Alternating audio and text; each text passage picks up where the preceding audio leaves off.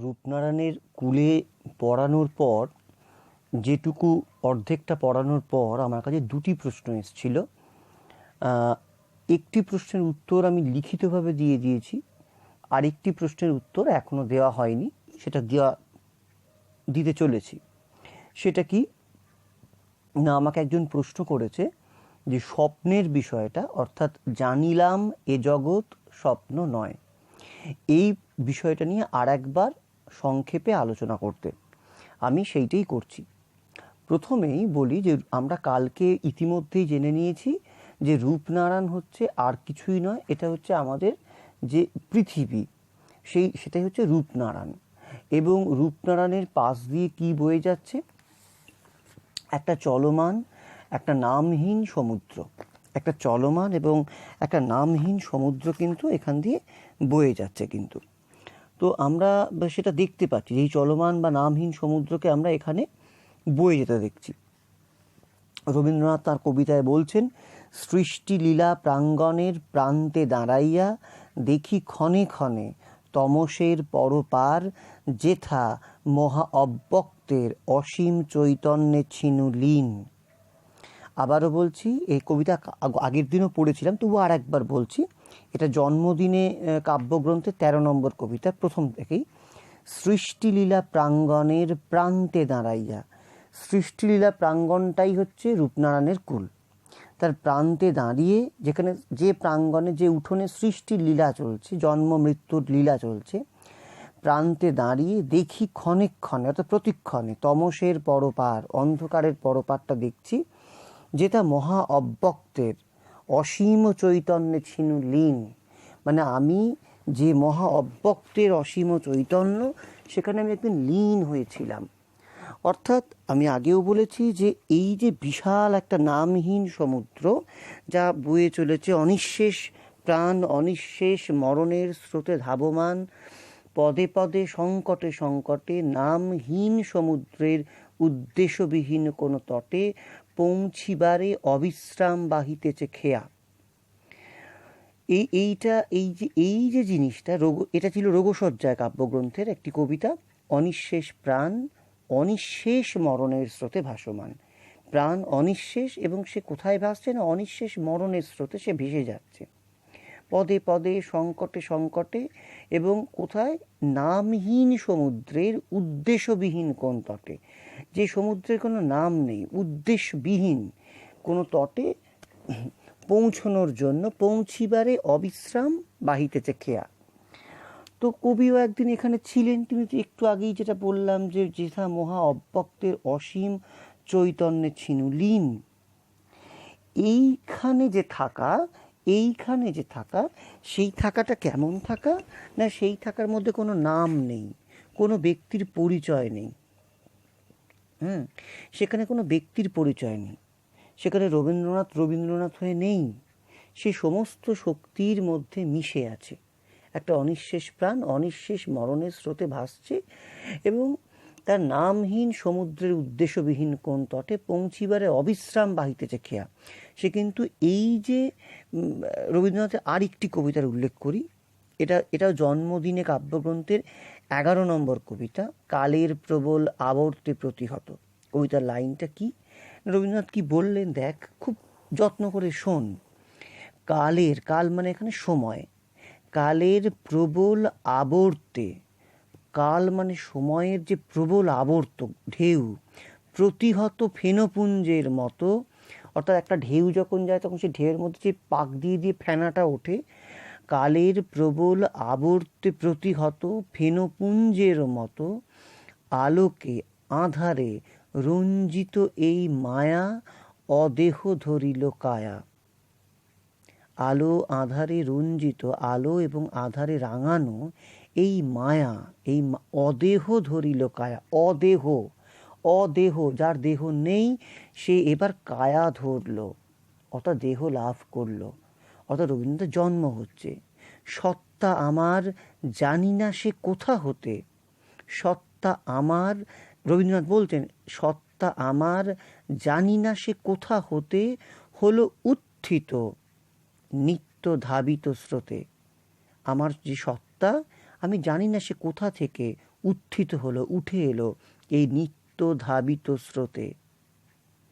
কোন নিত্য ধাবিত স্রোত? নিত্য ধাবিত স্রোত মানে যে স্রোত নিত্য ধাবন করছে, প্রতি মুহূর্তে এগিয়ে চলছে। একটু আগেই আমরা যেটা পড়ছিলাম যে অনিঃশেষ প্রাণ অনিঃশেষ মরণের স্রোতে ভাসমান, এবং যে সমুদ্র চলমান এবং রূপহীন, সেই সমুদ্র থেকে তার সত্তা উত্থিত হলো। এই সত্তায় একটা মানুষ যখন অদেহে থাকে, অদেহে অর্থাৎ যখন তার দেহ নেই, তখন সে কিন্তু নিদ্রিত হয়ে রয়েছে, ঘুমিয়ে রয়েছে। আর তারপরে সে যখন রূপনারায়ণের কুলে জন্মগ্রহণ করে, তখন জেগে উঠিলাম, জাগিলাম। হ্যাঁ, রূপনারায়ণের কুলে জেগে উঠিলাম কবি বলছেন। তাহলে এইবারে আমি যদি খুব সহজ করে বুঝি যে একটা মানুষ যখন ঘুমোয় তখন সে স্বপ্ন দেখে, আর যখন সে জাগে তখন তার স্বপ্নটা ভেঙে যায়, তখন সে বাস্তবের মাটিরটা দেখতে পায়, তাই তো? যদি এটা হয় তাহলে এইবার আমি কি বুঝি না, যখন তিনি ওই মহা অব্যক্তের মধ্যে লীন ছিলেন, সেই চৈতন্যের মহাসমুদ্রে লীন ছিলেন, তখন তার কোনো নাম ছিল না, তখন তার নিজের কোনো দেহ ছিল না। কিন্তু কোনো একটি কারণে সত্তা আমার, জানি না সে কোথা হতো, আমি জানি না আমার যে সত্তাটা কোথা থেকে হলো উত্থিত নিত্য ধাবিত স্রোতে। এবং তো আমি তো জানি না আমি কোথা থেকে উঠে এলাম, কিন্তু আমি এলাম, আমি এসেছি, এইটা কিন্তু আমার সত্য। এই এসে আমার কি হলো, আমি জেগে উঠলাম, রূপনারায়ণের কুলে জেগে উঠেছি আমি, এবং তারপর জানলাম এই জগৎটা স্বপ্ন নয়, এই জগৎটা খুব ঘোর বাস্তব, এখানে স্বপ্ন নয়। এখানে স্বপ্নটা এক ধরনের পজিটিভ ওয়ার্ড ধরতে পারি, ইতিবাচক শব্দ, যে যার মধ্যে মানুষ একটু আরাম পায়, একটু সুখানুভব করে, সুখ স্বপ্নের মতো। রবীন্দ্রনাথ কি বলছেন, এমনকি স্বপ্ন আমাদের অনেক সময় দুঃখও দেয়। রবীন্দ্রনাথ এই আলাপচারী রবীন্দ্রনাথ রানীচন্দ্রের একটি বই আছে, এই বইটা কিন্তু অনায়াসে ডাউনলোড করে নেওয়া যায়, PDF ভার্সন পাওয়া যায়, খুব খুব ভালো বই, যদি ইচ্ছে হয় যারা আগ্রহী ছাত্র তারা পড়তে পারিস। তো সেখানে কি বলছেন রবীন্দ্রনাথ, আসল কথাটা কি জানিস, রাত্রি হচ্ছে ঘুমে স্বপ্নে অন্ধকারে জড়িত। আসল কথাটা কি জানিস, আবারও পড়ছি, রাত্রি হচ্ছে ঘুমে স্বপ্নে অন্ধকারে জড়িত। সেখানে ঘুম আছে, সেখানে স্বপ্ন আছে, এবং সেখানে অন্ধকার আছে। ঘুম, আমি পুরো সচেতন নই, আমি অর্ধেকটা জেগে অনেকটা ঘুমিয়ে আছে, আমার তো সেই সচেতনতাটা নেই। এবং তারপর আমি একটা অবাস্তব জগতে আছি, সেটা হচ্ছে স্বপ্ন, সেটা হচ্ছে আমার একটা অবাস্তব স্টেট। আমার একটা স্টেট মানে একটা রাজ্য নয়, একটা অবস্থা, আমি একটা অবাস্তব স্বপ্নের মধ্যে আছি, সেটা বাস্তব নয়। এবং তারপরে সেটা অন্ধকার, অর্থাৎ আমার যদি কোনো কারণে অন্ধকারেও স্বপ্নটা ভেঙে যায়, আমি কিন্তু অন্ধকার ছাড়া কিচ্ছু দেখতে পাবো না। তাহলে রাত্রি হচ্ছে তিনটে জিনিস, এক, রাত্রি হচ্ছে ঘুমের জায়গা, রাত্রি হচ্ছে স্বপ্ন দেখার জায়গা, এবং অন্ধকারে জড়ানো একটা জায়গা। এই স্বপ্ন মানুষকে দুঃখ দিয়ে বেড়ায়, এই যে স্বপ্ন সে মানুষকে দুঃখ দিয়ে বেড়ায়। আমি ভালো করে বলছি, খুব গুরুত্বপূর্ণ, এই স্বপ্ন মানুষকে দুঃখ দিয়ে বেড়ায়। আচ্ছা, এই কুহেলিকা যখন সরে যায় তখনই দেখা যায় সত্যের রূপ। এই স্বপ্ন মানুষকে দুঃখ দিয়ে বেড়ায় ঠিকই, স্বপ্নটা আমাকে দুঃখ দেয় কীরকম, পরে আসছি সে কথায়। এই কুহেলিকা মানে হচ্ছে যা আমাদের ঢেকে রেখে, কুয়াশা, এই কুহেলিকা যখন সরে যায় তখনই দেখা যায়, এক মিনিট,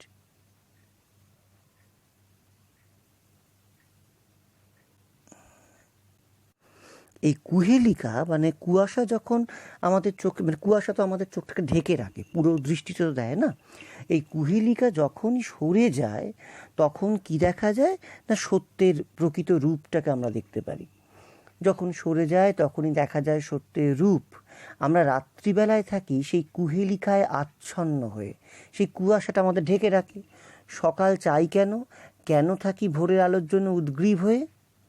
ভোরের আলো আমাদের প্রাণে আশ্বাস এনে দেয়, পৃথিবীর সত্য রূপ, বাস্তব রূপ দেখায়। তখন আর ভাবনা থাকে না, সত্য কঠিন, অনেক দুঃখ দাবি নিয়ে আসে। স্বপ্নে তো তা তো থাকে না, কিন্তু তবুও আমার সেই কঠিনকেই ভালোবাসি। অর্থাৎ স্বপ্ন দুঃখ দিয়ে বেড়ায়, এর অর্থ হলো স্বপ্ন ভেঙে গেলে যে দুঃখটা আমরা পাই, স্বপ্নের জগৎটা যখন ভেঙে যায় তখন আমরা ভারী দুঃখ পাই। কিন্তু রবীন্দ্রনাথ বলছেন যে পৃথিবীর সত্যরূপ, মানে ভোরের আলো কী করে না, আমাদের পৃথিবীর সত্যরূপ, বাস্তব রূপ দেখায়। তখন আর ভাবনা থাকে না। আমাদের এই কবিতায় দেখবে যে সত্য যে কঠিন, কঠিনেরে ভালোবাসিলাম, সে কখনো করে না বঞ্চনা। সে যে বঞ্চনা করে না, সে যে ঠকায় না আমাকে। স্বপ্ন কিন্তু আমাকে ঠকায়, সে আমাকে দুঃখ দিয়ে বেড়ায়। স্বপ্ন আমাকে অনেক সুখ স্বপ্ন সে আমাকে দেখায় বটে, কিন্তু সে আমাকে ঠকায়, প্রবঞ্চনা করে। সে কখনো সত্য কিন্তু বঞ্চনা করে না। সত্য অনেক দুঃখ, সত্য কঠিন, সে অনেক দুঃখ, অনেক দাবি নিয়ে আসে। স্বপ্নে তা তো থাকে না, কিন্তু তবুও আমার সেই কঠিনকেই ভালোবাসি। রবীন্দ্রনাথ এই কঠিনকে ভালোবাসছেন। এখন আমি যেটা বলতে চাই, তুমি বলো যে স্বপ্নটা কি? স্বপ্নটা হচ্ছে এই সেই অবাস্তব একটা কল্পনার জগৎ, যেটা কিন্তু ওই কবি বলছেন যে রাত্রি কি না, রাত্রি হচ্ছে স্বপ্ন, রাত্রি হচ্ছে ঘুমে, স্বপ্নে, অন্ধকারে জড়িত। অর্থাৎ মানুষ কিন্তু যখন এই যে অব্যক্ত মহাসমুদ্রে যখন সত্তা নিদ্রিত অবস্থায় থাকে, অব্যক্ত মহাসমুদ্রে যখন রবীন্দ্রনাথ লীন ছিলেন, যখন তার সত্তা নিদ্রিত ছিল, তখন তার সত্তা কেন একটা স্বপ্নাবিষ্ট হয়েছিল। কারণ মনে রাখো, আমি দেখছি রবীন্দ্রনাথ কী বলেছিলেন, আমি তমসের পরপার দেখছি, তমসের পরপার। আমরা যে কবিতাটা পড়েছিলাম, আমরা সেখানে কি দেখেছিলাম, যে তমসের পরপারে রবীন্দ্রনাথ দেখছেন যে সৃষ্টিলীলা প্রাঙ্গণের প্রান্তে দাঁড়াইয়া দেখি ক্ষণে ক্ষণে তমসের পরপার। তমস মানে বলেছিলাম অন্ধকার, হ্যাঁ, যেটা মহাব্যক্তের অসীম চৈতন্যে ছিল লীন। এই লীন মানে হচ্ছে নিদ্রিত হয়ে থাকা, ঘুমিয়ে থাকা। লীন মানে হচ্ছে আমি ঘুমিয়েছিলাম সেখান থেকে। তাহলে এই যে এবং তমসের পরপারে, এবং কি আমরা কবি কী বললেন, যে রাত্রি হচ্ছে কি ঘুমে, স্বপ্নে এবং অন্ধকারে জড়িত। ঘুম আছে, স্বপ্ন আছে এবং অন্ধকার আছে। কিন্তু তাহলে সত্তা তখন নিদ্রিত, এবং সত্তার তখন কোনো বিশেষ পরিচয় নেই, কারণ সত্তা তখন এই মহাসমুদ্রের মধ্যে নামহীন, এবং তিনি যখন অদেহে রয়েছেন, দেহ নেই তার। এরপর কি হলো, এরপর তিনি এই রূপনারায়ণের কূলে জেগে উঠলেন। এবং জেগে উঠে তিনি কি দেখলেন, যে সত্য, যে এই জানিলাম এ জগৎ স্বপ্ন নয়। তখন তিনি বুঝতে পারলেন সত্যি তো এই জগৎ তো স্বপ্ন নয়। রবীন্দ্রনাথ আবারও রানীচন্দ্রের জায়গা থেকে কোট করি, রবীন্দ্রনাথ বলছেন যে সকাল চাই কেন থাকি ভোরের আলোর জন্য উদ্গ্রীব হয়ে? কারণটা আমি বললাম, ভোরের আলো আমাদের প্রাণে আশ্বাস এনে দেয়, পৃথিবীর সত্যরূপ, বাস্তব রূপ দেখায়। স্বপ্ন কিন্তু সত্যরূপ বা বাস্তব রূপ নয়। তার ফলে কি হচ্ছে, রবীন্দ্রনাথ বলছেন তখন আর ভাবনা থাকে না। সত্য কঠিন, আমাদের কবিতাতেও আছে সত্য যে কঠিন, অনেক দুঃখ দাবি নিয়ে আসে। স্বপ্নে তা তো থাকে না। স্বপ্নে অনেক দুঃখ নেই, স্বপ্নে অনেক দাবি নেই, যা বাস্তবে আছে। সে অনেক কঠিন সত্য, কিন্তু স্বপ্ন কিন্তু মিথ্যা। স্বপ্নে তা তো থাকে না, তাই স্বপ্ন ভেঙে গেলে আমরা দুঃখ পাই। কিন্তু তবুও রবীন্দ্রনাথ বলছেন স্বপ্নের চেয়ে আমি কিন্তু বাস্তবকে ভালোবাসি। তাই রবীন্দ্রনাথ বলছে কঠিনেরে ভালোবাসিলাম। কেন না, কঠিন আমাকে বঞ্চনা করে না, কঠিন আমাকে ঠকায় না। কেমন? তাহলে এইটা হচ্ছে স্বপ্ন বা স্বপ্ন সংক্রান্ত যে ব্যাখ্যা তুই জানতে চেয়েছিলি, আমি সেটা যতদূর সম্ভব সহজ করে বললাম। এইবারে আমি তো অনেকগুলো কবিতার আলোচনা করেছি, আমি খুব ছোট্ট করে, মানে একেবারে সিনপসিস করে দিচ্ছি, সারাংশ করে দিচ্ছি। সারাংশটা কি না, পয়েন্ট নাম্বার 1, রবীন্দ্রনাথ বলছেন যে রবীন্দ্রনাথ বিশ্বাস করেন যে এক সময় রবীন্দ্রনাথের সত্তা ছিল তমসের পরপারে, মহা অব্যক্তের মাঝখান চৈতন্যের সমুদ্রে লীন। তখন তার সত্তা ছিল নিদ্রিত বা ঘুমন্ত। সেই সমুদ্রে কিন্তু কারোর নাম থাকে না, সেই সমুদ্রে কারোর দেহ থাকে না। কিন্তু তারপর একদিন কি হলো না, রবীন্দ্রনাথ বলছেন একদিন সত্তা আমার জানি না সে কোথা হতে হলো উত্থিত নিত্য ধাবিত স্রোতে। অর্থাৎ একদিন তার সত্তা কিন্তু ওইখান থেকে বেরিয়ে এলো, হলো উত্থিত, উঠে এলো, ওই নিত্য ধাবিত স্রোতে সে উঠে এলো। এবং তার ফলে তার কি হলো না, রূপনারায়ণের কূলে তিনি জেগে উঠলেন। এই জেগে ওঠা মানে জন্ম লাভ করা। এখন যে মুহূর্তে জেগে উঠলাম তার মানে আগে ছিলেন ঘুমিয়ে, আমি যে মুহূর্তে জেগে উঠেছি তার মানে তার আগে আমি ঘুমিয়ে আছি। এখন এই যে আমি জেগে উঠলাম, অর্থাৎ আমি আগে ঘুমিয়েছিলাম, এখন জেগে উঠলাম, ভালো কথা। এখন তখনই আমার কি ঘটলো, কারণ আমি এবার মানে আমি তো ঘুমিয়েছিলাম। এখন এই রবীন্দ্রনাথ, এই যে আবারও বলে দিলাম যে আলাপচারী রবীন্দ্রনাথ কী বলেছিলেন, যে রাত্রি কি না, রাত্রির মধ্যে কি কি রয়েছে না, ঘুম রয়েছে, স্বপ্ন রয়েছে এবং অন্ধকার রয়েছে। তাহলে জেগে ওঠা মানেই সেখানে ঘুম ছিল, এবং ঘুম থাকবে সেখানে স্বপ্ন থাকার সম্ভাবনাও রয়েছে। এবং যেখানে তিনি উঠেই বলতেন, জানিলাম এ জগৎ স্বপ্ন নয়, জানিলাম এ জগৎ স্বপ্ন নয়, তার মানে স্বপ্নের একটা বোধ তার ছিল। আমি যখনই বলছি আমি বুঝতে পারলাম, বাবা এটা স্বপ্ন নয়, এই যে জেগে ওঠা এটা মোটেও স্বপ্ন নয়। তার মানে আমি কিন্তু ঘুমন্ত অবস্থায় স্বপ্ন দেখছিলাম। কোথায় স্বপ্ন দেখছিলাম? অন্ধকারে স্বপ্ন দেখছিলাম, অন্ধকারে ঘুমে স্বপ্নে জড়িয়েছিলাম আমি। তারপর আমি পৃথিবীর আলোয় আমার যখন ঘুম ভাঙলো, তখন আমি জানিলাম এ জগৎ মোটেও স্বপ্ন নয়। তখন কি হলো না, আমি রক্তের অক্ষরে আমার রূপ দেখলাম। লক্ষ্য করে দেখো, রক্তের অক্ষরে দেখিলাম আপনার রূপ। আমি আগের দিন যে ক্রিয়াপদ বলেছিলাম, যে রক্তের অক্ষরে নিজেকে দেখা, এই যে দেখা, এটা কিন্তু খুব ভয়ঙ্কর, এটা খুব যন্ত্রণাদায়ক কিন্তু। কেমন? এই দেখা কিন্তু খুব ভয়ঙ্কর, এই দেখা কিন্তু খুব কষ্টের। মানে রক্তের অক্ষরে সে আপনার রূপ দেখছে। কিন্তু এইখানে আমি একটি কবিতা পড়বো, দাঁড়াও 1 মিনিট। রবীন্দ্রনাথ দুঃখের আঁধার রাত্রি বারে বারে বলে একটি কবিতা লিখেছিলেন। কেমন? তো সেখানে কি বলছেন?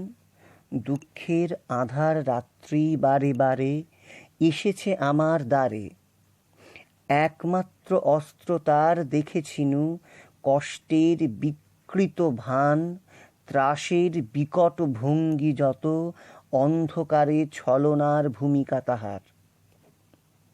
আবারও পড়ছি।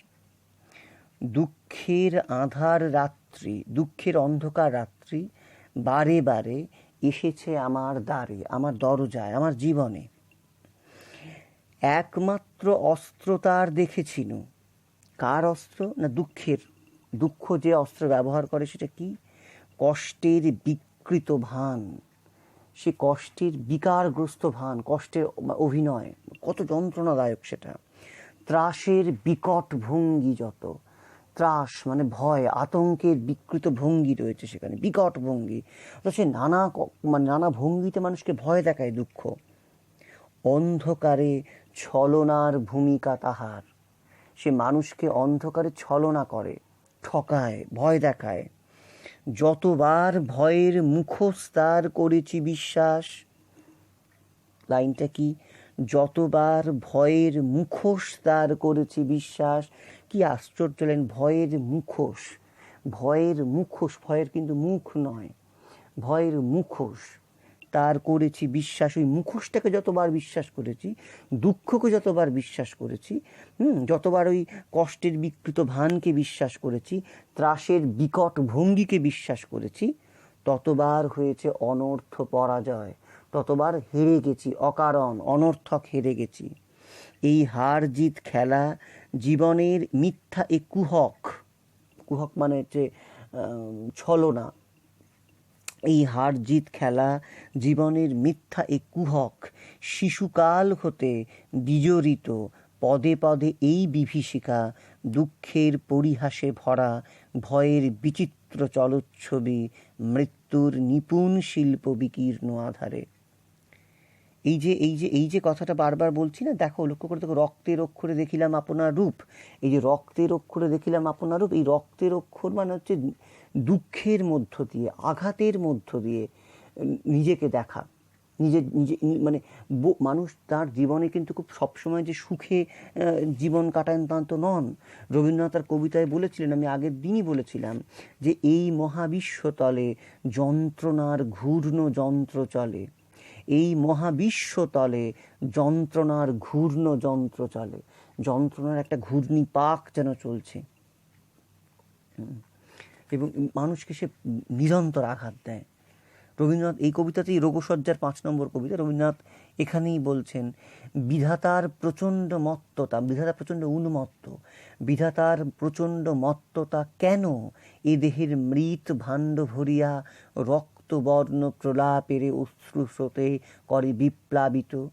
বিধাতার প্রচণ্ড মত্ততা, উন্মত্ততা কেন, রবীন্দ্রনাথ জানেন না কেন, এ দেহের মৃত ভাণ্ড ভরিয়া, এই মাটির দেহটাকে ভরে দিয়ে রক্তবর্ণ প্রলাপেরে অশ্রু স্রোতে করে বিপ্লাবিত।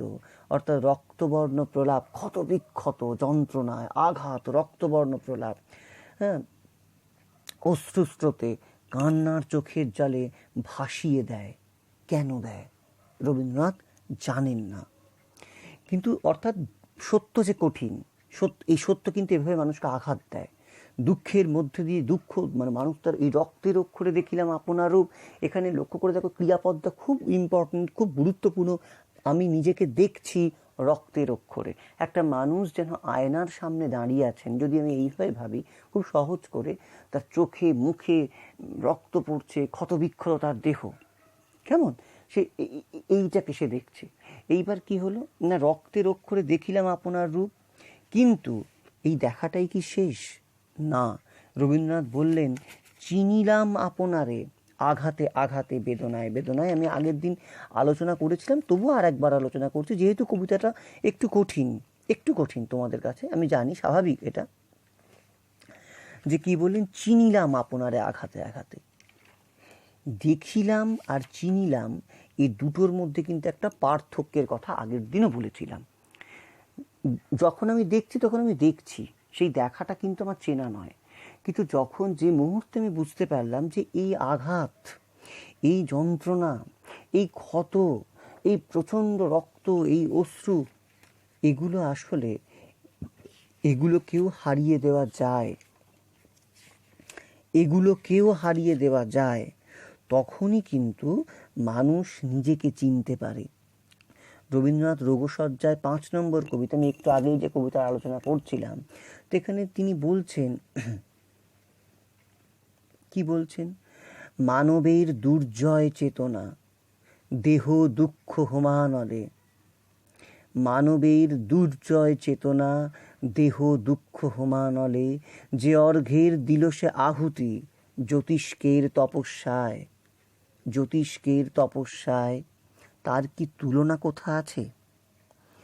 মানবের দুর্জয় চেতনা, মানুষের দুর্জয়, সমস্ত বিপদকে তাচ্ছিল্য করে তুচ্ছ করে তার যে দুর্জয় চেতনা, যে স্পিরিট, দেহ দুঃখ হোমানলে, হোমের আগুনে মানুষ তার দেহের দুঃখকে বিসর্জন দিয়েছেন, মানুষ তার দেহের দুঃখকে বিসর্জন দিয়েছেন। দেহ দুঃখ হোমানলে, যে অর্ঘের দিল সে আহুতি, হোমে মানুষ কি করে, হোমের আগুনে মানুষ আহুতি দেয়, হোমের আগুনে সে আহুতি দেয়, দান করে। সে মানুষ কি দান করেছে? হোমের আগুনে সে নিজের দেহের দুঃখকে দান করেছে, নিজের দেহের দুঃখকে পুড়িয়ে দিয়েছে, দুঃখকে কিন্তু পেয়ে সে ভয় পায়নি।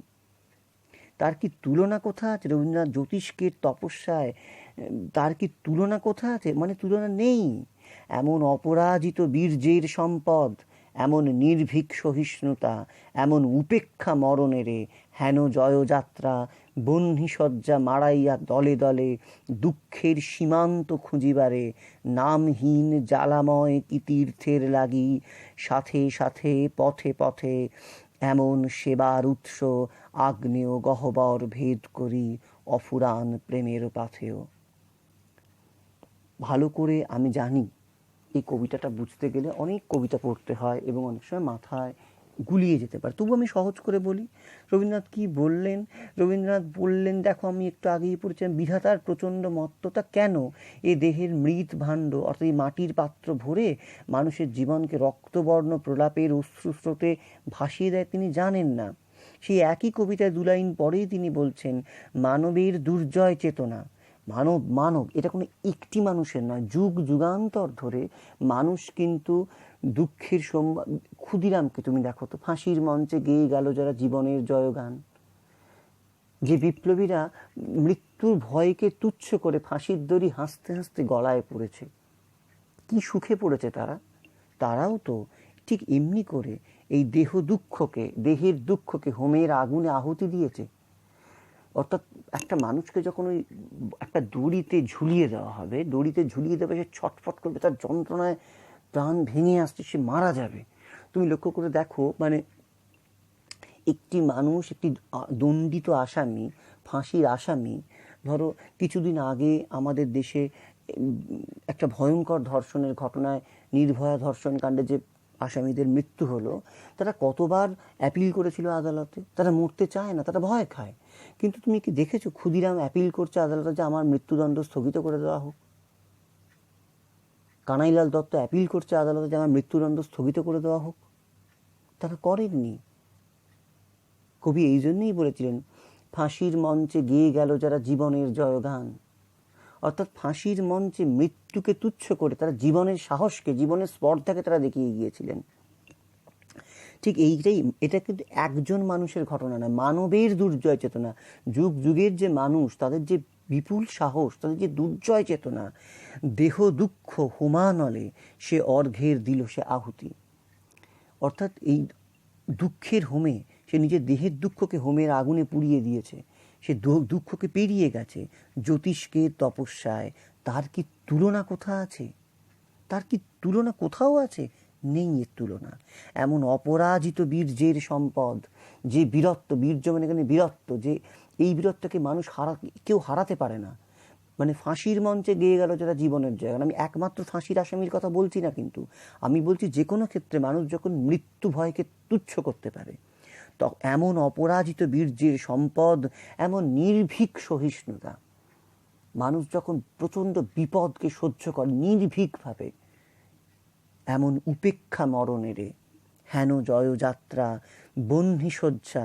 দেখবে বহু জায়গায় কিন্তু আগুনের একটা কয়লার আগুন করে দেওয়া হয়, সেখানে মানুষ দলে দলে হেঁটে যায় একটা পুণ্য অর্জনের জন্য। এটা একটা ধর্মীয় রিচুয়ালস, কিন্তু এটা আমি ধর্মের রিচুয়ালসের কথা বলছি না, কিন্তু এখানে যেন বলছে বহ্নি শয্যা। অর্থাৎ আগুনের বিছানা পেরিয়ে মানুষ মারিয়ে দলে দলে ক্ষতবিক্ষত হতে হতে তারা দুঃখের সীমান্ত খুঁজিবারে, দুঃখের শেষ সীমান্তের ওপারে যায় তারা। দুঃখের সীমান্ত, অর্থাৎ যে সীমান্তে গেলে তা দুঃখ শেষ, তারপর আনন্দের শুরু। সুখ নয়, দুঃখের সীমান্ত খুঁজিবারে সাথে সাথে পথে পথে এমন সেবার উৎস আগ্নেয় গহ্বর ভেদ করি অফুরান প্রেমের পাথেয়। এই যে মানুষের দৌড়ে যাওয়া, এই যে মানুষের চলে যাওয়া, এইটা অফুরান প্রেমের পাথেয়। এই প্রেম কার প্রতি? জীবনের এই বিশাল বড় জীবনকে ভালোবাসার, এই বিশাল বড় জীবনকে ভালোবাসার যে প্রেম, যেখানে কিন্তু এই দুঃখ নেই, এই দুঃখের কিন্তু অবসান হয়। কিন্তু মানুষ কখন দুঃখ পায়? যখন সেই জীবনের সুখ দুঃখের সঙ্গে নিজেকে জড়িয়ে রাখে, তখন তার খুব দুঃখ, যে তার চাহিদা না মিটলেই সে দুঃখ পায়, চাহিদা মিটলে সে সুখ পায়। কিন্তু এই চাহিদা চিরকাল রক্ষা করা যায় না, তাই আবার ভেঙে যায়, আবার তার জীবনে দুঃখ আসে। এই চক্র কিন্তু নিরন্তর চলতে থাকে। কিন্তু কিছু মানুষ থাকে যারা কিন্তু এই চক্রের এই সীমান্তের ওপারে যেতে চায়, দুর্জয় মানব চেতনা তারা। এইটাই সত্য। যে এইবার কি বললেন কবি, যে এই আঘাতে আঘাতে বেদনায় বেদনায় তখন সে চিনিলাম আপনারে, তখন সে নিজেকে চিনতে পারে সে। অর্থাৎ চিনতে পারে মানে নিজের শক্তি সম্বন্ধে, নিজের এই যে নির্ভীক সহিষ্ণুতা, এই প্রচণ্ড যন্ত্রণাকে সহ্য করার ক্ষমতা, এর মধ্য দিয়ে মানুষ কিন্তু নিজেকে আবিষ্কার করে, নিজের স্বরূপকে সে খুঁজে পায়। ঠিক আছে?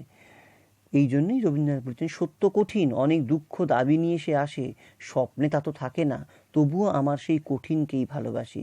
কারণ এই আঘাত, এই বেদনা কবির চেতনাকে জাগিয়ে তোলে। রবীন্দ্রনাথের বিখ্যাত গান আরো বেদনা, আরো বেদনা, প্রভু দাও মোরে আরো চেতনা। এখন কিভাবে রোগশয্যার 29 সংখ্যক কবিতার উত্তর দিচ্ছেন। তিনি বলছেন, রোগশয্যার 29 নম্বর কবিতায় কবি বলছেন যে দুঃসহ দুঃখের বেড়া জালে মানব নিরুপায়। এই মানুষ কিন্তু তার দুঃসহ দুঃখের যে বেড়া জাল, মানে দুঃখটা হচ্ছে দুঃসহ, মানে সহ্য করা যায় না এমন একটা দুঃখের বেড়া জালে কিন্তু মানুষ নিরুপায় হয়ে রয়েছে, তার কোনো উপায় নেই। যদিও কবি জানেন যে আপনারই মূঢ়তায়, মূঢ়তা মানে বোকামি,